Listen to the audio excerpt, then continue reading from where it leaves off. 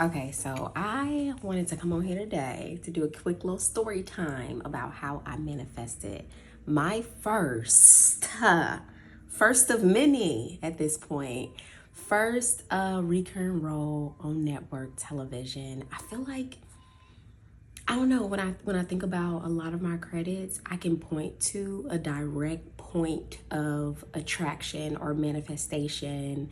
And I feel like we don't talk about that enough in the actor community. So I just want to share my little story in hopes that you can include it in your own acting practice. Okay, so the first thing I did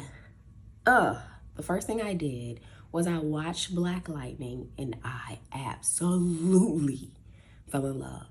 I loved the story that they were telling. I loved seeing people that looked like me in such like profound and nuanced storytelling. If you know me, I'm a fantasy, supernatural, sci-fi girly, okay? And so I saw Black Lightning and I loved it. And so that's number one. Fall in love. Develop a genuine emotional connection. And not in a contrived way. Like it was completely genuine. I watched the show and I was like, oh, I want to be that. So the second thing I did was I asked. My ass looked like I rolled over in my bed because I was laying in my bed watching Black Lightning. I rolled over and then I wrote down in my journal, I said, I'm going to recur on Black Lightning. And I closed it, forgot about it. That's like the most important part of manifestation is after you make the ask, let it go. Because letting it go is a sign of trust.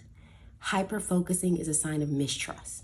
And that's where a lot of us go wrong in terms of manifestation. I asked, I had this deep, profound connection towards it. And so I just knew. I knew, and so I let it go. The third thing I did was I got back to my life. Abundant living, baby. I lived my everyday life. I didn't think about how I had potentially manifested a role. I didn't think about Black Lightning whatsoever because I had binge watched the whole first season and that was the only thing that was out. So I wasn't going back rewatching Black Lightning or conjuring up any feelings. I literally just got back to my abundant life. And then it came, y'all. It came 2 weeks later. I got an audition request for Black Lightning and I knew instantly,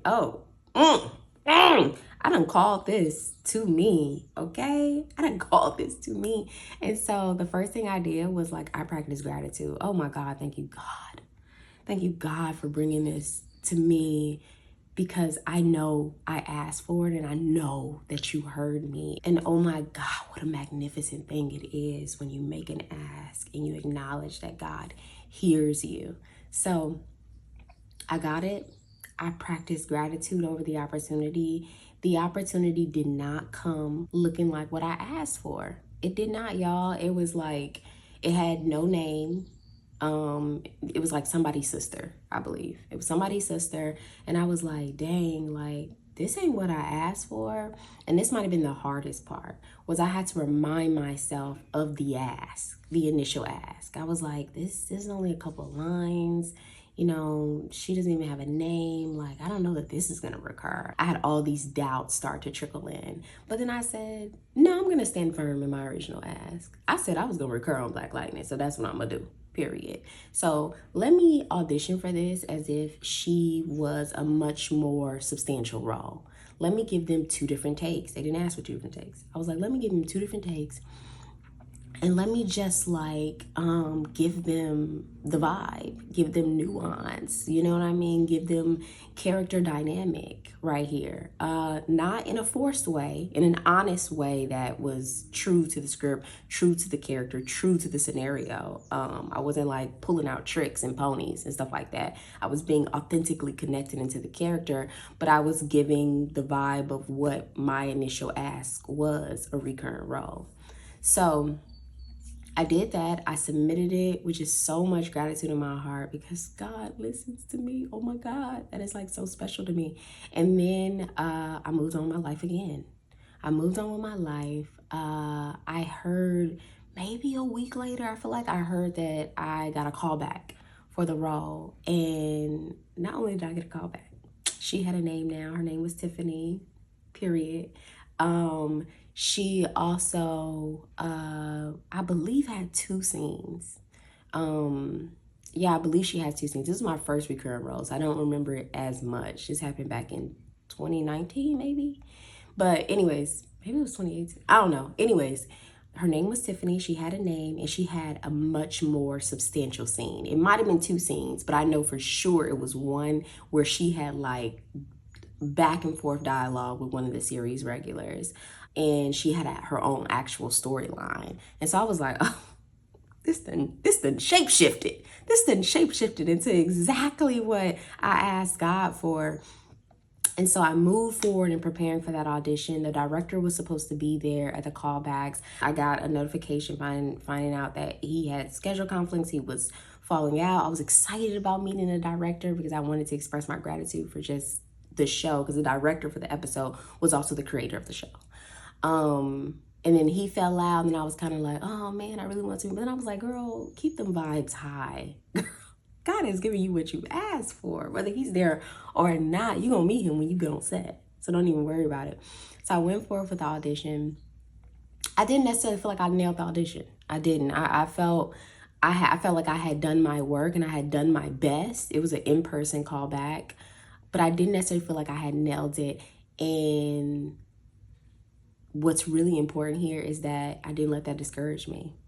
I say, you know what? I asked for this. And God gave it to me. And not only did he give it to me, it was tailor-made for me. Like, it was a role that I could kill. You know what I'm saying? So I didn't let it discourage me that I didn't nail the audition. I was like, well, I'm going to stand firm in my ask. I asked for a recurring role.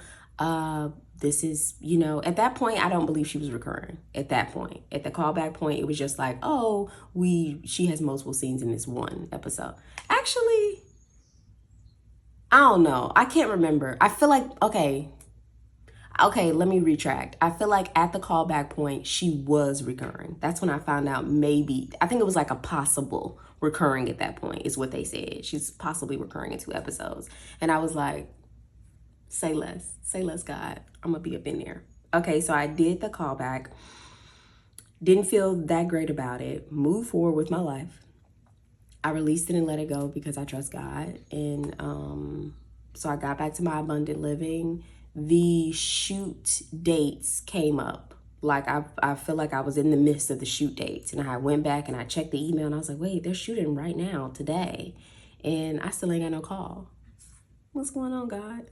That was another point where like doubt started to try to trickle in. You got to catch it when it trickles. You know what I mean? Like, imagine you are in a house and there's a roof of this house, right? And the house is what you asked God for. You're living in the house you asked God for. And then the roof, like, there's some damage to the roof. And so it's raining outside and you got to put buckets everywhere to catch the rain. Imagine yourself doing that every time doubt starts to trickle into your life.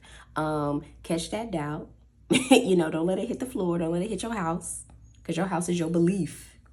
Don't let it hit your house. Catch it and then toss it out the window, baby. That's what I do.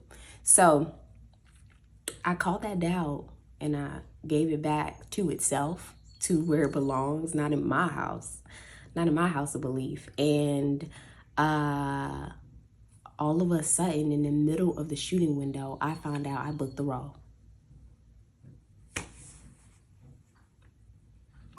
I think, okay, let me circle back right here. One of the biggest mind shifts that happened during that shooting window was me saying to God, I know I asked for it and I know that I'm believing for it and I believe you, God. So even if it's not this one, I know it's gonna happen. So I completely let go of that role and that opportunity, because I was like, well, I didn't say to God, I want to book a role named Tiffany. I said I want to book a recurring role in Black Lightning. So that can come in any way. It might not be this one, and that's fine.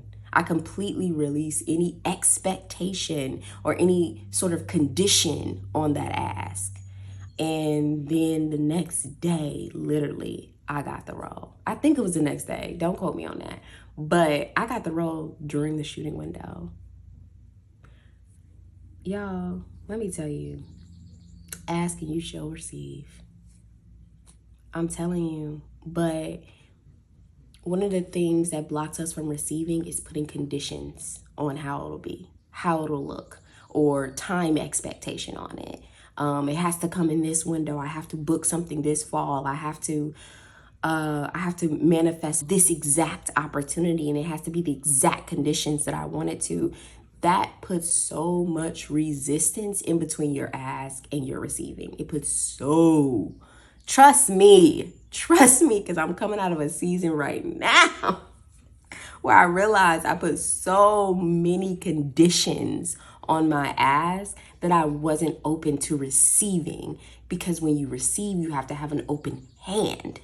And when you start to put all these expectations of outcomes, all these fears create fear and judgment and opinion on roles and opportunities, you start to create resistance towards receiving that opportunity. And that's something that you kind of just want to bring into your conscious awareness. Like, I asked for this. I just have to believe for it, because I know that you don't necessarily get what you want, you get what you believe. And that's a quote from Wendy Braun, who's another actor influencer that I just love and respect. I want us all to just come into awareness with where are we creating resistance to receiving the things that we've asked for.